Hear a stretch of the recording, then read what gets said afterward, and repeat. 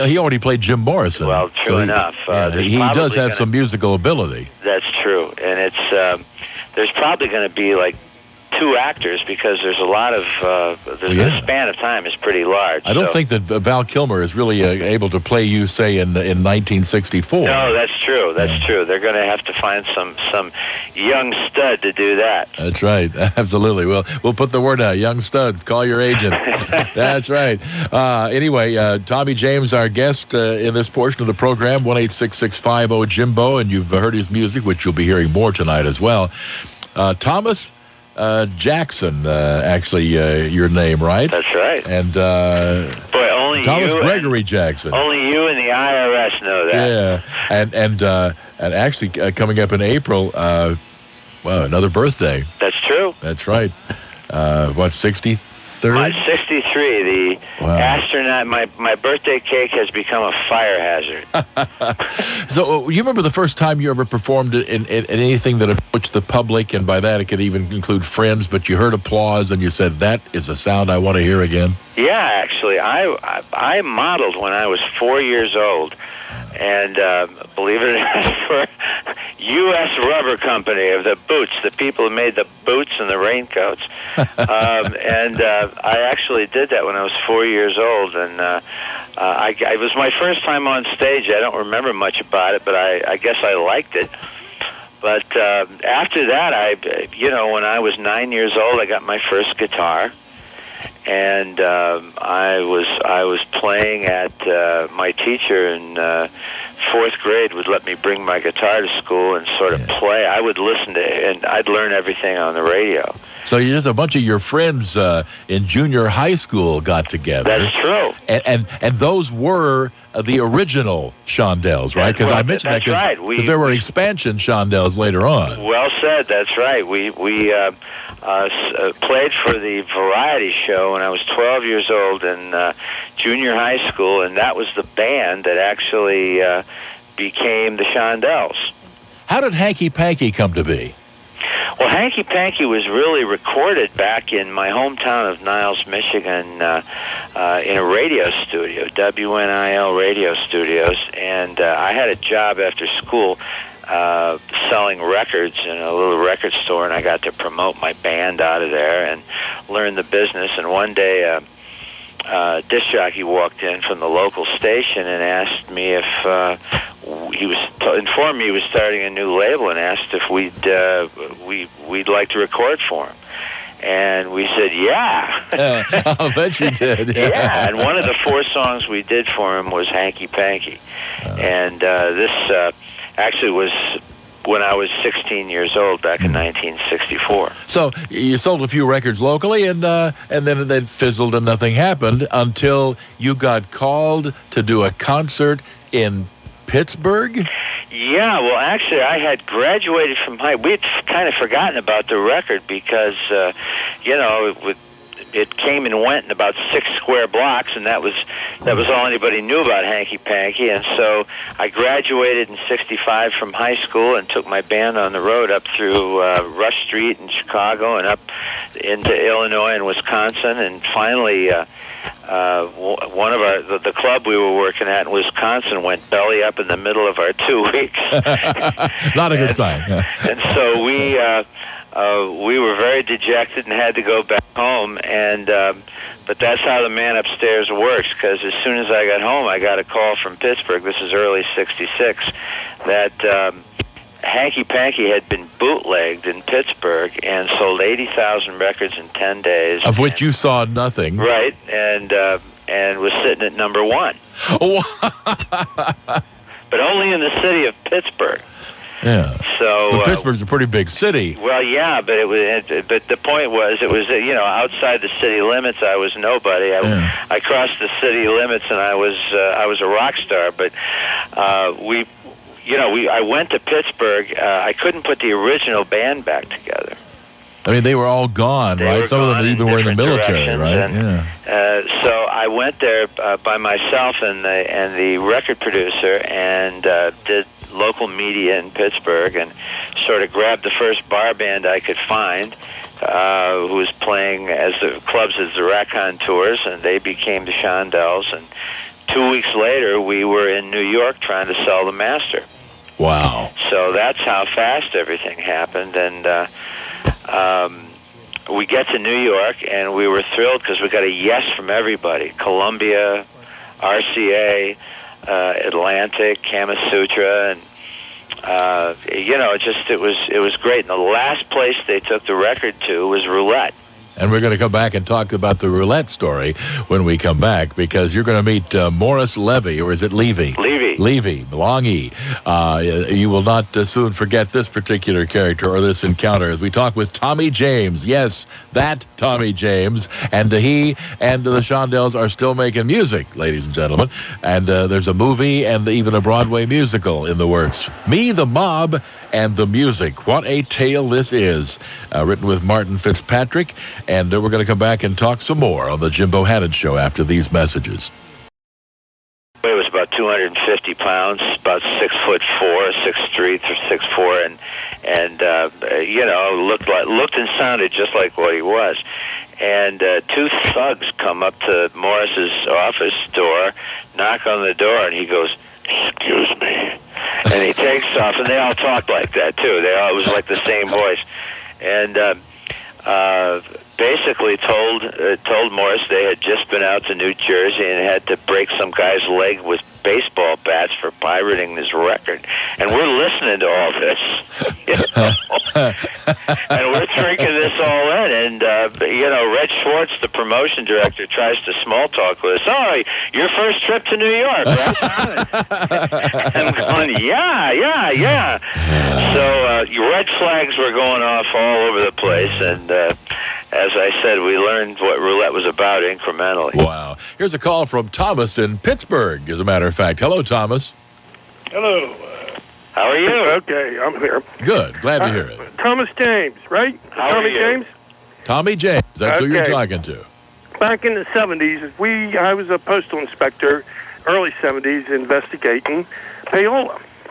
And I was taken off because I was from Pittsburgh, and I was stationed in New Jersey. You had fertile ground up here, didn't you? Pardon me? You had fertile ground in New Jersey, didn't you? Oh, very fertile ground.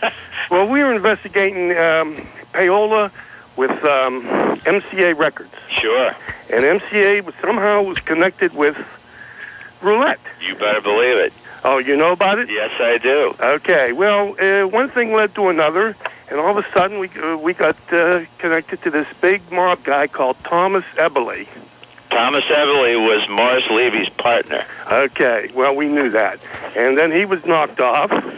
1972. By knocked off, you don't mean, of course, knocked off the corporate ladder. No, he you was, mean placed 6 feet under. assassinated. Yes, okay. Yes, that's true. We were trying to figure out where some of this money was going, because Morris was also pirating records in Mexico City. Yes. Oh, that I didn't know. Oh, yes.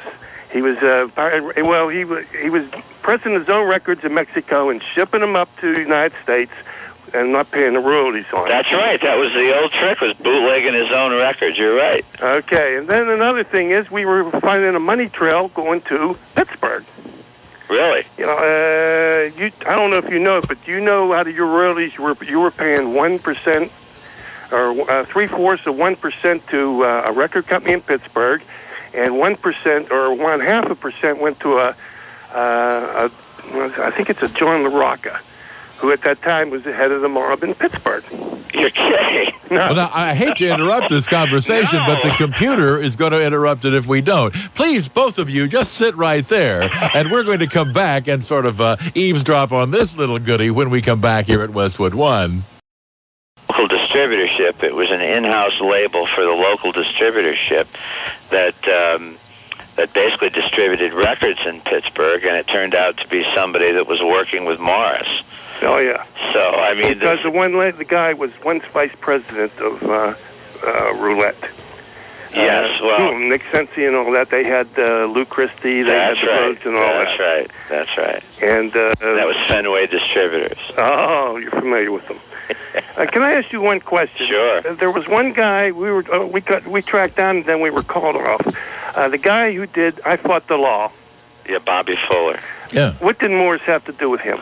I'm not sure. All I know is that there was a lot of ugly stories about what happened to him, having to do with gambling and all kinds of stuff that he was in. Well, Morris had a habit of buying people's copyrights. Well, we know that's for sure. And Bobby Fuller reneged on a copyright, and all of a sudden something happened. I didn't know that was the reason. I don't know either, but we were called off on that one. Are we to derive any great irony from I fought the law and the law won? Yes. Thank you. Yes, indeed. Well, you know something, it's like, you've really touched on a lot of stuff. I'd love to talk with you. I don't know how much we can actually talk here, but... Well, I'll tell you what we'll do. We're going to move on to some other calls. I will place you, Thomas, on hold. I too, because I'm fascinated by your angle on all this. I'm going to place Thomas on hold, and if he would like to continue a conversation with Tommy James, we will pass Thomas's information along to Tommy during the next break. I think that's great. I'd love to talk with him. All right, Thomas, you stay on hold here, and we'll go to our next call. Nice talking with you, Tom. Yeah, absolutely. And and don't forget when you issue the subpoena, it's Tommy with a Y. Okay. I'm so bad. This is a little thicker into this story than we meant to get tonight, wasn't it? Mercy. Oh my goodness. Here I am. What I need is an unindicted co-host. You had a good reputation until tonight. Not really. I will confess here and now. I once played a record for a pizza from the Kappa Alpha House at Missouri State University, my only brush with payola. Tina in Decatur, Illinois. Good evening. Hi, that's kind of hard to follow. Yeah. Thanks, guys. Sure. I wanted to ask, one of my favorite songs is Crimson and Clover, and how did that song come about, and the sound also with it? Which was a little different for you, because you had always been more of the traditional rock, and that was one of your few, I guess, really bows to the Sgt. Pepper wave of rock and roll. Well, Crimson and Clover was... from a creative standpoint, it was probably the most important record we made, maybe other than our very first one, because we burned all of our bridges as far as producers. We began producing our own product at that point, writing, and Crimson and Clover allowed us, quite literally, to go from sort of AM top 40 singles to progressive album rock. I can't think of one other single we ever worked on that would have allowed us to make the move from AM to FM. And at that moment, Crimson and Clover allowed us to do that. From a creative standpoint, it was one of the fastest records we ever made. We put the whole thing together in about 5.5 hours. The signature sound at the end of the record was simply running we had done the whole records through the guitar was during the record was played through the tremolo of the guitar amp. It was a feature right on the guitar amp, an Ampeg amplifier with the tremolo unit built in, and we just at the very end of the song said, hey, how about we put the vocals through the tremolo too? And that's what we did. And we ran the vocal mic through the guitar amplifier and turned on the tremolo and got it right in sync with the rhythm of the song, and then sang through the guitar amp, and then mic'd the guitar amp and ran it back through the board. And that's how it was done. Really very simple. And it became, the signature sound of the song, and whenever we play concerts, we have to do it exactly like that. I was going to say, you got into such electronic tricks back then that it was really hard, I think, to leave the recording studio. I mean, I don't know how the Beach Boys ever took good vibrations on the road. True enough. They did it, though, and they did it great. We worked with them a lot. But the truth is, Crimson and Clover was so important for us. Hubert Humphrey wrote the liner notes to the Crimson and Clover album. You played, actually, for him, did you not? We were out with Hubert Humphrey for the entire campaign. In 1968, when he ran for president, yeah. And I was asked to be president's advisor on youth affairs if he won, and my life might have been quite different, actually. But anyway, we stayed friends right up until his death, and he did commercials for us, and we did some for him, and he wrote liner notes for the Crimson and Clover album, and so it was really a wonderful relationship. But anyway, Crimson and Clover was a very important record for us, and by the way, the Crimson and Clover, the record that became a hit, was a 7.5 rough mix. I never got a chance to mix the record because WLS in Chicago went right on the rough mix that I played for John Rook, the program director. By 7.5, you're talking about 7.5 inches per second? Yes, indeed. Which is the speed of reel-to-reel. Right, it was just something to be listened to, and it was a rough mix right off the board, and I never got a chance to go in and do a final mix on Crimson. Well, I guess it worked out okay. Yeah. It's true. Okay, anything else, Tina? I guess not. From Tina. We put her to sleep, didn't we did. I think that's anything but. A lot of folks want to talk to Tommy. We're going to come back and get some more calls here on the Jim Bohanan Show as we return with Tommy James, 1-866-50-JIMBO. His new book, Me, the Mob, and the Music, is published by Scribner, and the subtitle, One Hell of a Ride with Tommy James and the Shondells. We'll be back.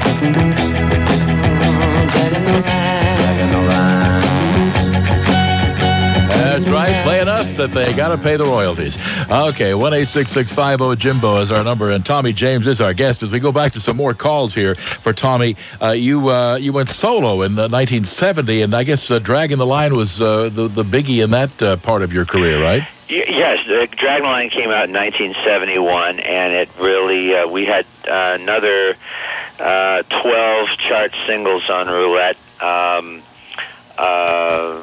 then, of course, I moved on from that point. We had a couple more hits with Millennium Records, 3 Times in Love in the early 1980s, and it's a good run. Yeah. Here's Jeff in Johnstown, Pennsylvania for Tommy James.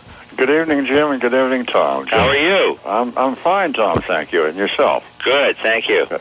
I want to relate a little story to you. A friend of mine played alto and tenor sax years ago, and he had the honor of talking to a gentleman who made it possible for him to make an awful lot of money. The gentleman he spoke to was Boots Randolph, and he said, "Thank you, Boots, for recording Yakety Sax." Whoa. I would like to tell you, Tom, thank you very, very much for recording Hanky Panky, because my band and I made an awful lot of money out of that song. Where did you play? Oh, well, our drummer's parents owned an amusement park here in Johnstown, which coincidentally had the largest in-ground swimming pool in the United States of America at that time. Okay.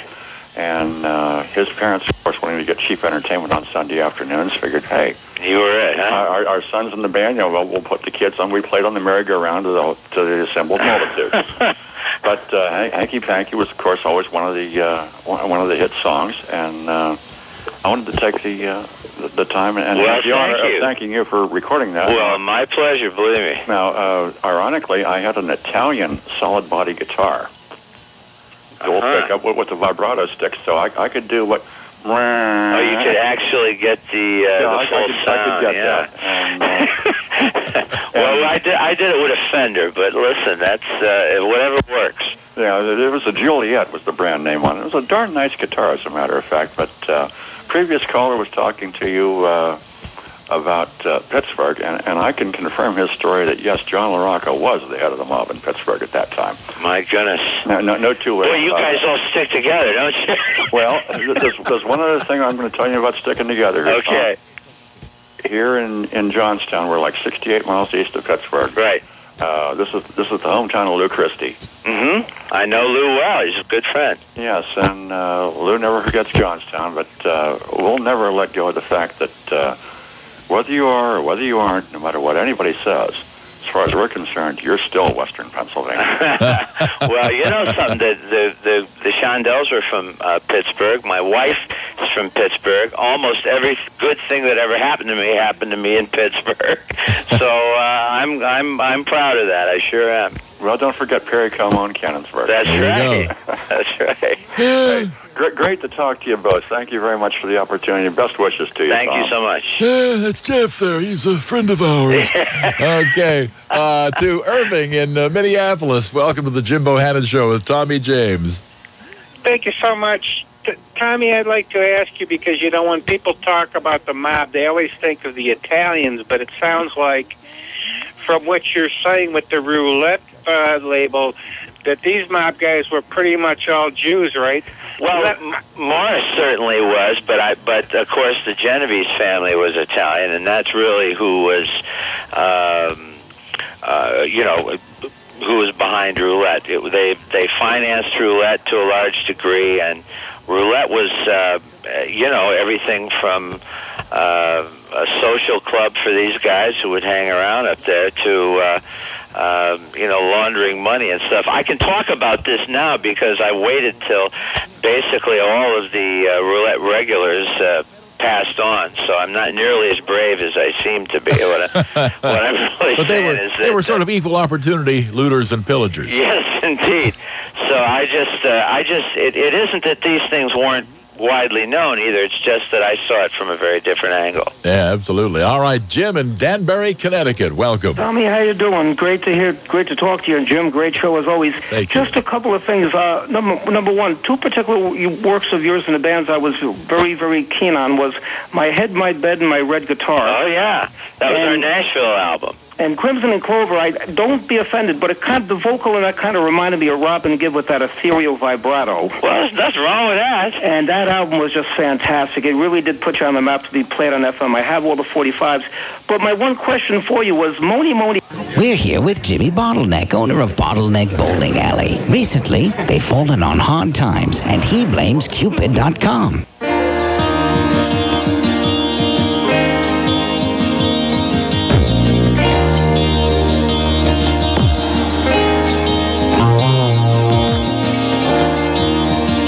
Believe your eyes. The lands at shore. The mirror doesn't lie. You're growing old. The love you thought would last a lifetime is growing.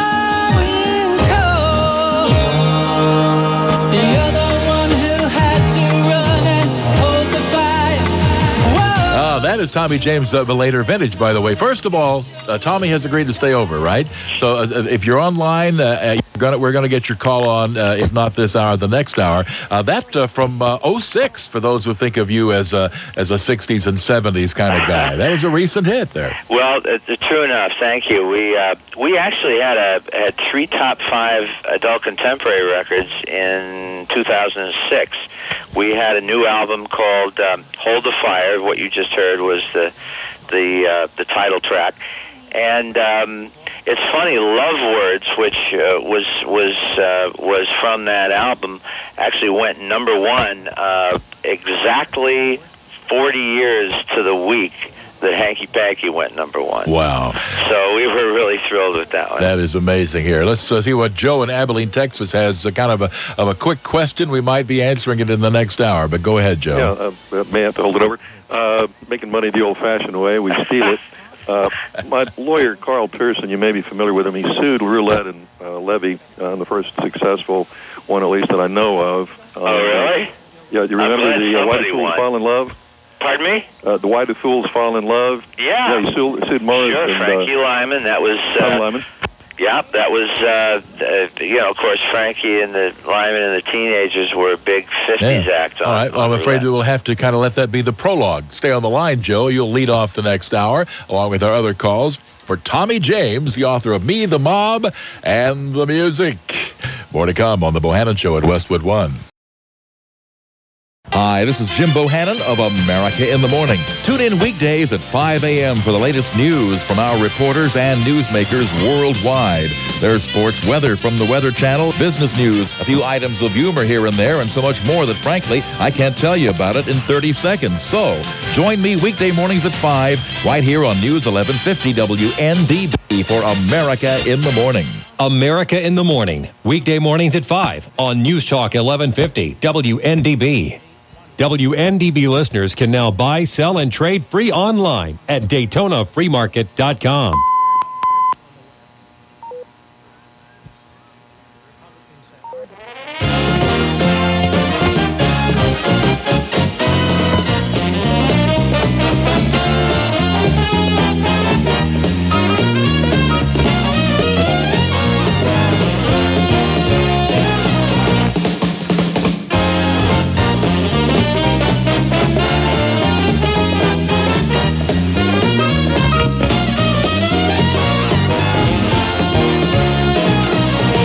Good evening, good morning, and welcome to the Jim Bohanan Show at 1-866-50-JIMBO, 1-866-505-4626 on the web at jimbotalk.net. And if you're just joining us, we're talking with Tommy James. Yeah, that Tommy James, who has written Me, the Mob, and the Music. One hell of a ride with Tommy James and the Shondells, published by Scribner, 1-866-50-JIMBO. And we've been talking about all of his great hits over the years, Mony Mony, Hanky Panky, I Think We're Alone Now, Crimson and Clover, Crystal Blue Persuasion, the list goes on and on. And we were in the middle of a call from Joe in Abilene, Texas. So, Joe, why don't you just start at the beginning for the people who joined us at the midnight Eastern Time hour? Sure, I didn't really put it appropriately there, but we make money the old-fashioned way. We steal it. Roulette Records and Morris were quite a character. I ran into Morris kind of offhand from a lawyer who was recommended to me, a Carl Pearson, P-E-R-S-O-N, out of New York City. He's kind of a lone wolf and deals with intellectual properties. And anyway, Carl had just won a lawsuit against Monopoly. The Parker Brothers took the Monopoly game name away from them and sold it back to them. And no hard feelings. They flew the family over to Scotland and partied them up in a castle over there, interestingly. And he hired his opposing attorney to work in his law firm. Anyway, to see what these guys are up against, Morris was quite the character. Tommy's not exaggerating. And Carl said that he had represented the two fellows in the background, singers. One, we found, I guess their ages 54 and 57 at the time, one on Social Security disability, and the other one hacking a cab in New York. And they had actually written Why Do Fools Fall in Love? Mm-hmm. But, of course, Morris had other ideas, put his copyright name on the label, and brought Tommy in. And Carl sued the estate of Morris Levy after Morris died, and also the estate of Tommy. And so he won a $3.5 million settlement, but these fellows decided to appeal it. The estate of Tommy. What did you mean by the estate of Tommy? Tommy's wife's estate. Excuse me. Who am I thinking of? Frankie Lyman. I'm sorry, not Tommy. Right. Frankie Lyman. Thank you. Yes, that's a distinction we wanted to make here. Okay. There we go. I'm sorry. I'm sorry. Okay. No, that's a very. You're absolutely correct. That was a very well-known story, actually, of what. In fact, they made a movie about it. Frankie Lyman's dealings with Morris Levy, and I always laughed that the actor that played Morris Levy in the Frankie Lyman movie, was about 4'8". Morris was about 6'3", 6'4", and I always had to laugh at the way they portrayed Morris Levy in that movie. But the truth, you're absolutely right. Frankie Lyman was very much cheated. Well, they were afraid they were only going to get 3 years back royalties on a civil case. Carl convinced the judge that Morris had, as you said, threatened to break his legs and made it a threat-to-life situation, was able to get a 17-year back royalty. And so there was a very nice settlement. But as I said, they decided to appeal it and lost it all on appeal. Oh, boy. So it's kind of tough stuff. But anyway, love your music. You're bringing back great memories, and it's not exactly walking down memory lane with the average American family. So I hope you're not scaring folks out there. No, I know. No. Well, the truth is that, one of the whole points of the book was this almost schizophrenic mixed bag of feelings going on, because most of the fans did not know that there was this very dark, sinister story going on behind Mony Mony and I Think We're Alone Now. And I have been carrying this around for a long time and never really, it's very therapeutic for me actually writing this book, but I really felt uncomfortable doing it until the last of the roulette regulars died in December of 2005, and I felt like I could finish the story then. Well, you might find it interesting. Carl was standing upstairs. He said, I went up to the men's room on the second floor of the Appalachia Mansion. And if you know the history of the Appalachia raids and what have you. Sure. You mean Morris's place upstate? Yeah. He said, I'm standing up there looking at the racehorses walking around on the lawn, and I'm asking myself, Carl, what the heck are you doing here? You know, the character Hesh Rabkin on The Sopranos, who was the old Jewish record promoter with the horse ranch, that was Morris Levy. They called him Moish. And Hesh was Moish. And Tony Salerno, who was the one of the heads of the Genovese family, was Tony Soprano. So they obviously had a resident wise guy who was who was kind of directing traffic. Well, thanks for the walk down memory lane, Tommy. Absolutely. If you want to call that, yeah, that's right. Joe, thank you. The hobbling down memory lane. There you go. 1-866-50-JIMBO, 1-866-505-4626. As a matter of fact, you start to think about the rock and roll, the original rock and roll generation, really. I mean, is getting on. I mean, the other day, I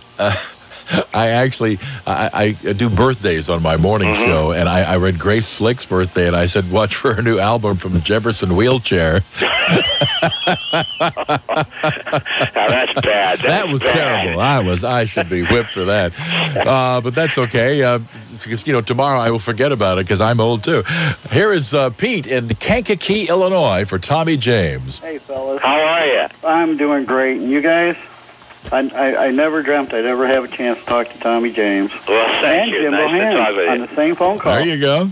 Hey, once in a while I get together with my young nieces and nephews, and they're looking at the YouTube videos, and I say, well, here, let me show you some live music, because as you were talking earlier, it's so different to produce what you do in the studio and on stage. Right. And there's a collection of videos of yours. It looks like a small venue somewhere. Well, they have a lot of that. We did an album a few years ago that we made a DVD of from the Bitter End nightclub in New York. It's at the Bitter End. Yeah, and with the brick wall, and it was. It really took off, and we basically did our regular show, and we ended up calling it Tommy James and the Shondells Greatest Hits Live, and released it both as a CD and on DVD, and all of a sudden it's all over YouTube, and very interesting, because then a new generation of fans is the result, and we're real happy about that. It's an amazing show, too. Thank you. And so faithful to the recordings. Well, thank you so very much. Is that difficult to do live, or how do you do that live?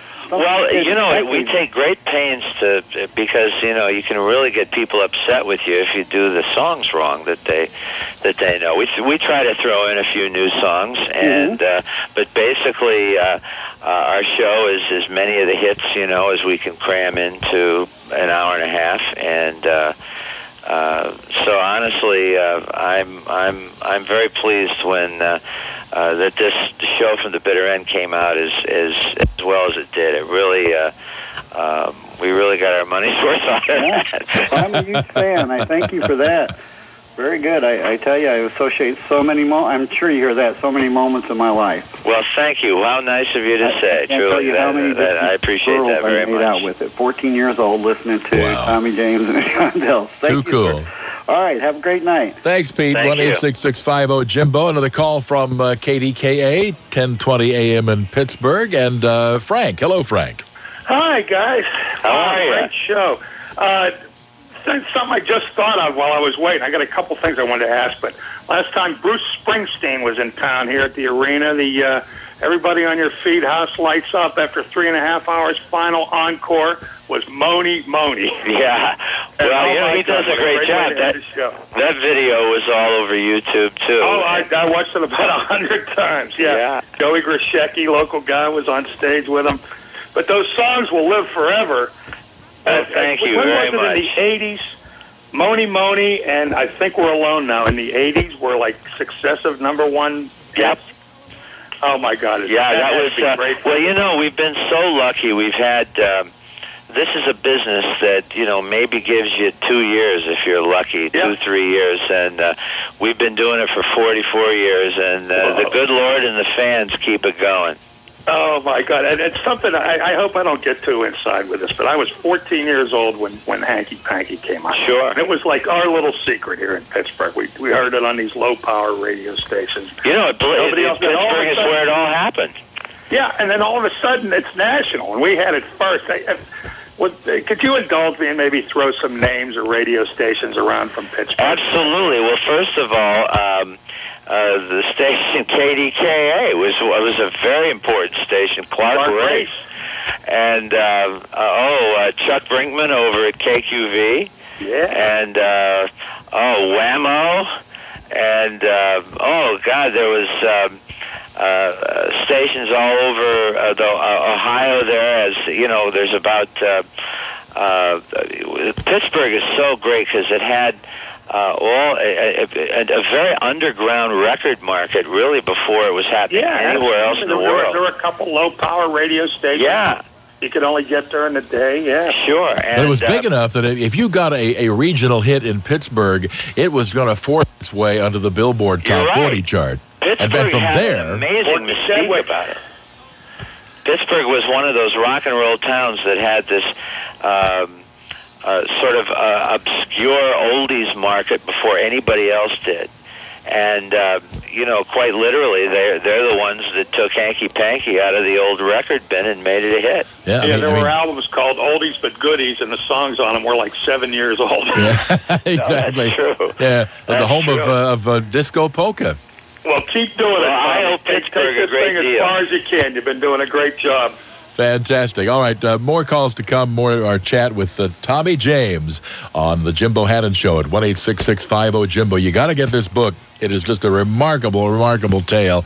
We're going to come back and we're going to drop, it's got great pictures in it, too, that you won't believe. We'll drop some names like Peter Noon and Eric Burden, who played good cop and bad cop with Tommy one night. 1-866-50-JIMBO. We'll be right back.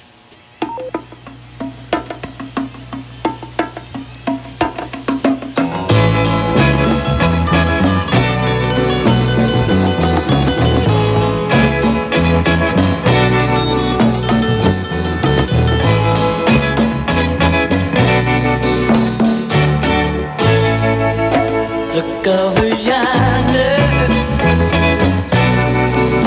What do you see? The sun is rising. Most definitely. A new day is coming. Ooh, people are changing. He does good sound, doesn't he? Tommy James is our guest, and I must confess I have really thoroughly enjoyed this. I have too. I really have too. It's been wonderful talking with you and your audience. It really is great. And we have more to come with Rod in Myrtle Beach, South Carolina. Good evening, Rod. Hi, how are you? How you doing? Good. I am a piano bar player here in Myrtle Beach at 88's Piano Bar at Rossi's Italian Restaurant. And there's a fellow named Dale that comes in all the time, and he says he went to high school with you. Dale Mayhew is his name. He was my first piano player ever. Yeah, I said, were you in the Shondales? And he said, no, I wasn't good enough. Well, if a guy's not going to lie about it, if he, not going to make that up. I wasn't good enough. I can't believe I'm talking. Well, no, this is quite literally the first band I was ever in. Remember, I told you when I was 12 years old, I played for my junior high school variety show, and that's the band that sort of morphed into the Shondells. And Dale was the piano player. Dale Mayhew is his name, from my hometown, Niles, Michigan. Well, it gets better. I kept saying, well, if you're ever in touch with him, have him to come into Rossi's, and I do a lot of your numbers. So he was in there about 6 months ago, see. And he put you on the phone, didn't he? And I was trying to find out if that was really you. It was really me. And I remember I stopped the show. I can't believe this. What a small world. I stopped the show and I said, hey, everybody, I've got Tommy James on the line right now, and I put the cell phone up to my microphone, and you said hi to everybody. That's great. Well, that was me. You. How about that? That was me. That is unbelievable. And tonight I just got off from my gig and was driving home, and I listened to Jim. Great show, Jim. Thank you. Thank you. That's great. Nice talking with you. Thanks, Ron. Yes.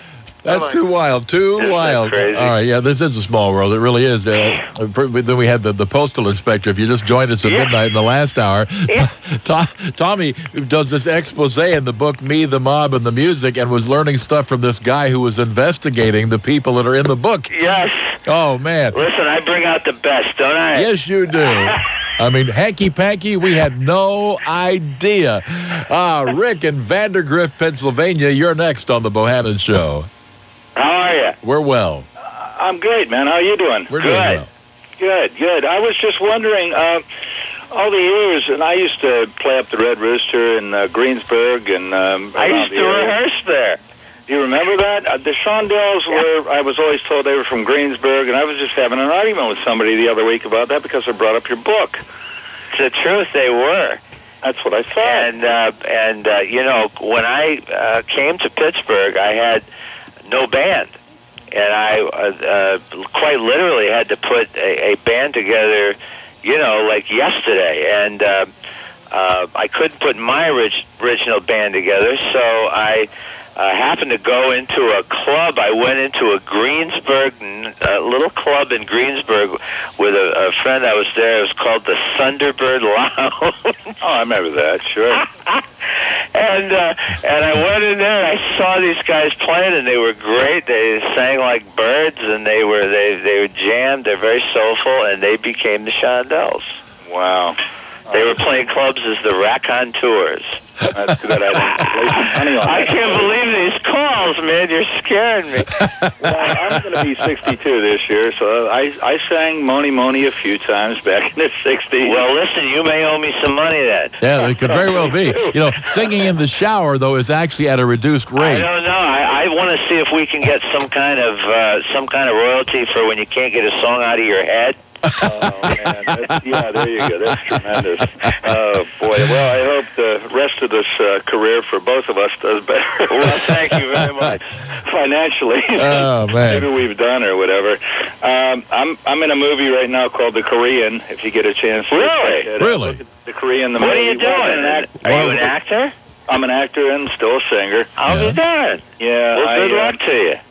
Thank you, man. It's 90% luck, 10% talent. You know, they always said that. But, you know, when I got out of high school in '66, I got into bands immediately. And I did that. What'd you play? Mostly up in stages now. And, you know. No, I mean, you play guitar? Yeah, I do, but I was a lead singer back then. I kind of got pushed into bass and rhythm and drums. And that was my mistake, playing the trombone. Oh, you can take a trombone to a party, nobody will ever ask you to play. Nothing sexy about a trombone. I know. You pick up a little piano, so you can do that too. Oh, but you know, just the same. If you look up The Korean, the movie, you can find me in there. I'm like the lead bearded villain. What's your name? Rick, R-I-K. Billock, B-I-L-L-O-C-K, and I'm also in an indie flicks called Window on a World right now. Well, I hope everybody looks you up. I'm sure they will. Hey, you know, the next movie you do, you might need a soundtrack. Well, yeah, I'm ready. Anytime you want to jam, Tommy, you're back in the area. Listen, I love it. Well, listen, thank you so much for your call. absolutely. I appreciate all your music, brother. You take care of yourself. Sure will. And hang in there, and I hope your book makes you $1 gazillion. Thanks, man. You deserve it, man. Too wild. And more calls to come here as we talk to Tommy James, me, the mob, and the music. And if you think the calls have been great so far, a little later in the show, we're going to be auctioning off Tommy's home phone number. So he'll be getting great calls till 3 in the morning. 1-866-50-JIMBO is our number. 1-866-505-4626. Me, the mob, and the music. And I still haven't had the Eric Burden story to be related. So stay with us. We'll be right back. Music together today. I feel so good about that.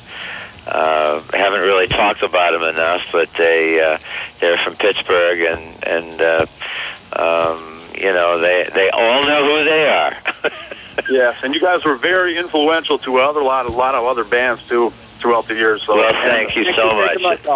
That's good of you to say. I appreciate that. Thanks, Andy. 1-866-50-JIMBO, our number. 1-866-505-4626. If you would like to talk with the Tommy James. Charles in North Platte, Nebraska. Welcome. Hello, Jim. Yes, Hi, sir. Tommy. How you doing?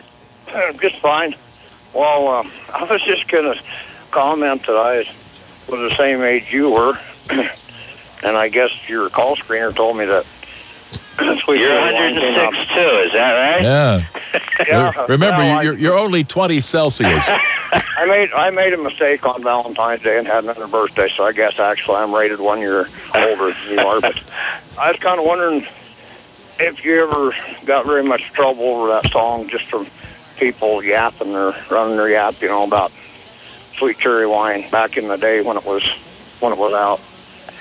No, actually, you know, we. You know, Sweet Cherry Wine was, we would write, you know, spiritual and semi-religious tunes, and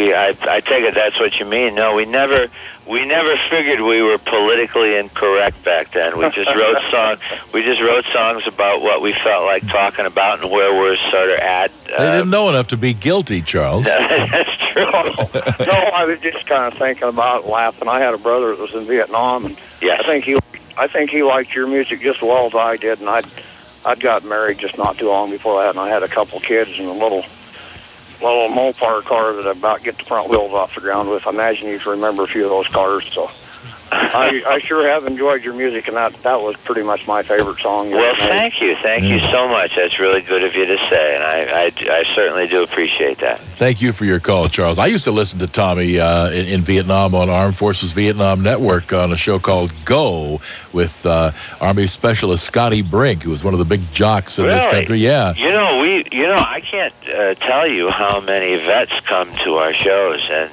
come up and, you know, because we usually sign autographs after the shows, and I really, it's just staggering how many vets come up and say hi. We had in 05 we had the Vietnam Veterans Reunion in Branson, and I was one of the MCs for that. We should have had you there. Yeah, I would love to. Too wild. By the way, I got an email from Mark in Galesburg, Illinois, who said to ask Tommy about him not playing Woodstock in 1969. You passed on Woodstock? That's true. You know, we were in Hawaii at the time, and this is quite literally the week that Crystal Blue Persuasion went #1. And so it was a big moment, and we were literally at the foot of Diamond Head in a beautiful mansion that we were, the promoter had put us in for almost 2 weeks in between the two shows. So I get a call from one gorgeous afternoon. I get a call from my secretary, Joanne, who's back at Roulette, and she said, listen, Artie Kornfeld. Artie was, by the way, a record producer, did the Cowsills and several other groups, and a marvelous, talented guy, and he was one of the promoters at Woodstock. She says, yeah, I already asked if you guys could maybe come home and play a pig farm in upstate New York. Silver there's going to be a lot of people there, and it's going to be... I said, wait a minute, what did you just say? A pig farm? Is that what you... Leave paradise, fly 6,000 miles to play a pig farm, right? I said, well, listen, if we're not there, you start without us. And they did, and by Thursday, we knew we messed up really bad. That's wonderful stuff. We have still more to come here, but I have to mention here, part of the book here, Me, the Mob, and the Music, page 79, talking about some time on the road. And this was Montgomery, Alabama. Oh, yes. And the first person I ran into, I'm quoting here, was Eric Burden, standing almost posing by himself in a dressing room doorway. You went up and introduced yourself, and he very cordially said, who the bloody hell are you? Yeah. Made me feel really good, but it's like, and of course Peter, Herman's Hermits were on the same show, and Peter was couldn't have been nicer. Eric was, but I said, what do you expect from this guy? He's an animal. Too wild. Gary in Atlantic City, New Jersey on the Jim Bohanan Show. Good evening, Gary. Hi, Tommy. Hey, how are you, Atlantic City? We're going to be down there this year. I was just going to ask you if you could come here. Yeah, we're going to be down at the House of Blues. Oh, great. This year. We're going to post all the dates on the website, just TommyJames.com, and we'll be posting them in about a week, and we will definitely be down there if you want to come. And I can't remember the exact date, but if you want to take a look. I'm looking right now. We haven't got them up there quite yet. We'll be about a week, but if we... you're right. They're not posted. We will be down there, the House of Blues. It's going to be fun. I love playing Atlantic City. Yeah, the question I have, have you learned, like after getting involved, unfortunately, with the mob, have you learned in later years a way to avoid getting... Avoid wise guys? Is it? Well, you walk on the other side of the street, for one thing. No. Well, what I mean is, if you were to start all over again, if you had your life to live over again, would you know how to avoid the mob and getting record deals? I'm not sure, because at the time, who knew? They didn't advertise the fact. We signed with a label that was going to give us some hit records, and we didn't really know. One of the dead giveaways, this is a true story, we would meet people in Morris's office and shake hands with them, and how do you do? And 2 weeks later, we'd see him being taken out of a warehouse in New Jersey in handcuffs, doing the perp walk. We say, isn't that the guy we just met in Morris's office? And, stuff like that. So this was kind of stuff that would sneak up on us. It wasn't... although these guys ran the entertainment business. Well, apparently he had a lot of friends that were outside the mob. You write here about he attended the wedding of Bob Hope's daughter, Dr. Joyce Brothers, and her husband dropped by his office. Morris Levy had friends everywhere. Cardinal Spellman in New York. I mean, the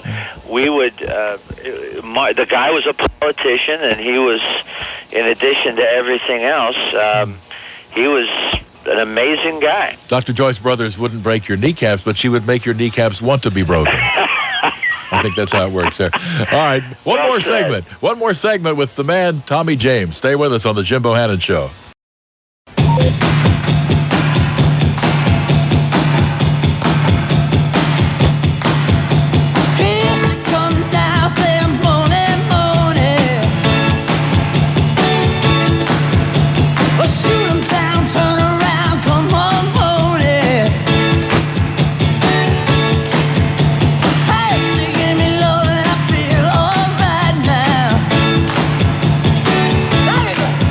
Got me talking.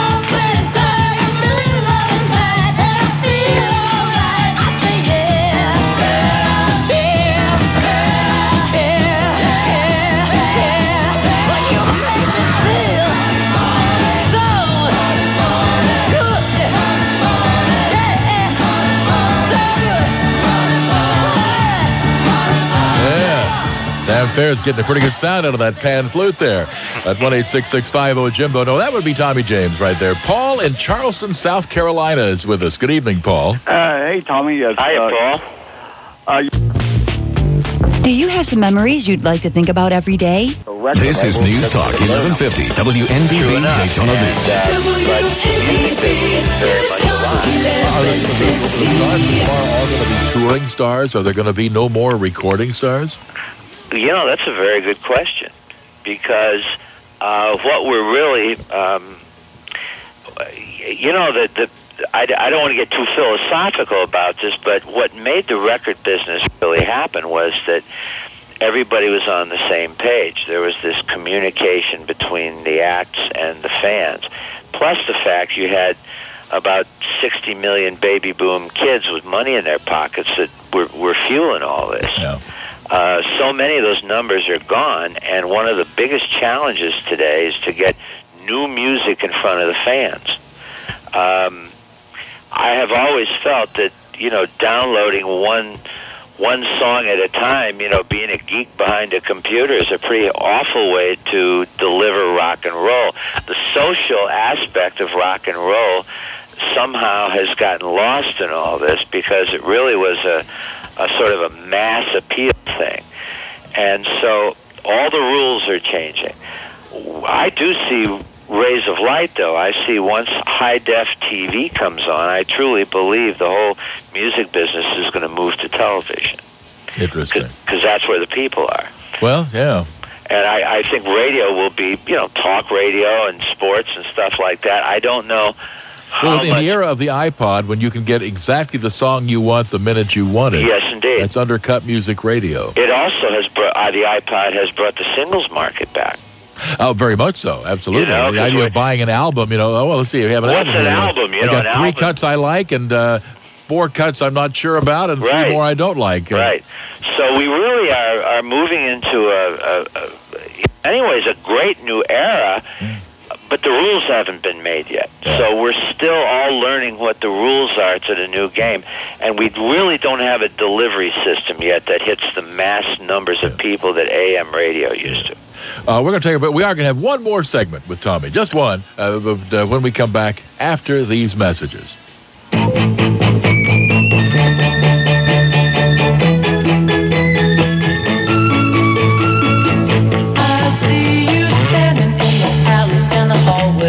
Wait a second, you're gone now. I run to touch you, but you vanish through the doorway. And oh, how hard it is to live without you. I love everything about you. Now I know you're really gone, but my imagination is so strong. I see you coming into view, and your face is telling me that you, oh yeah, oh, wanna be by my side. Oh yeah.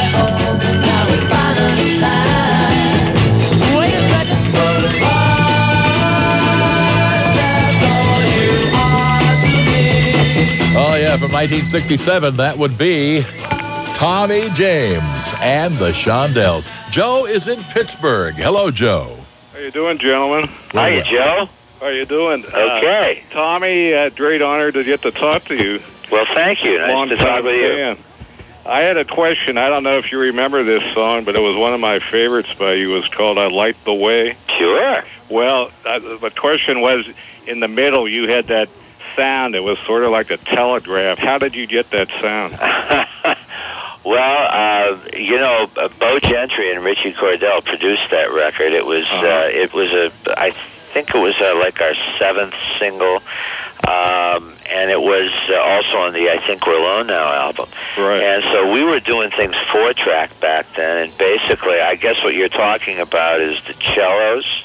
It was sort of that beep, beep, beep, beep, you know what I mean? And it was an Andialine. It was called sort of in the middle there. Yes, it was called an Andialine. And actually, the guy who used it first was Del Shannon.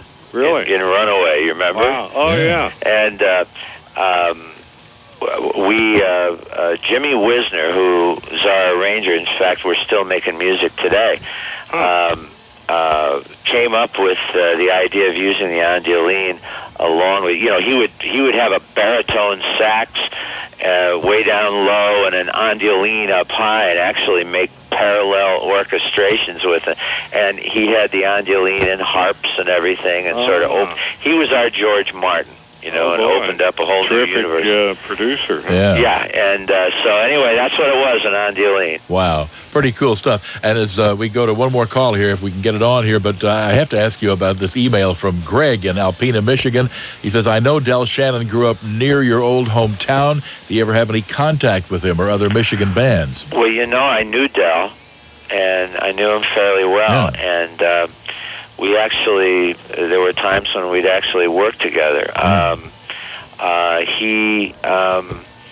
What can I say? He died way too young. Yes, absolutely. And he was a friend and a buddy, and I miss him very much. Here's Ron in Charlotte, North Carolina. Hello. Hi, Jim. Hi, Tommy. Hi. Saw you in 1968 in Charlotte. Sure. When Big Ways Radio would put on those shows. Absolutely. We used to come down there a lot. Yes. But the reason I'm calling, I probably owe you a royalty check. Well, pay up, boy. That's right. He takes MasterCard or Visa. You for a couple of years. My wife passed away 3 years ago. I'm sorry to hear that. And I'm going to say it was 15 years ago. We were at the beach, and she bought a 45, and she said, this is absolutely my favorite song, and it was You're So Easy to Love. Oh, wow. Yeah. And so I played it, and I said, that's Tommy James. And so we played it at her funeral, which I don't know if I owe you a check or not, but anyway, it was just very, very special, and I've just been meaning to email you for 3 years just to thank you. Well, thank you. That's really a lovely thing to say. No, that was a record that we did. It was one of the follow-up records to 3 Times in Love we did during the 1980s. And we're going to have to wrap on that note, but a poignant note in which to do that. Tommy James, the book Me, the Mob, and the Music is published by Scribner's, and what a privilege this has been. This has been great. Yeah, great fun, man. All righty. Our producer is Paul Hill, our engineer,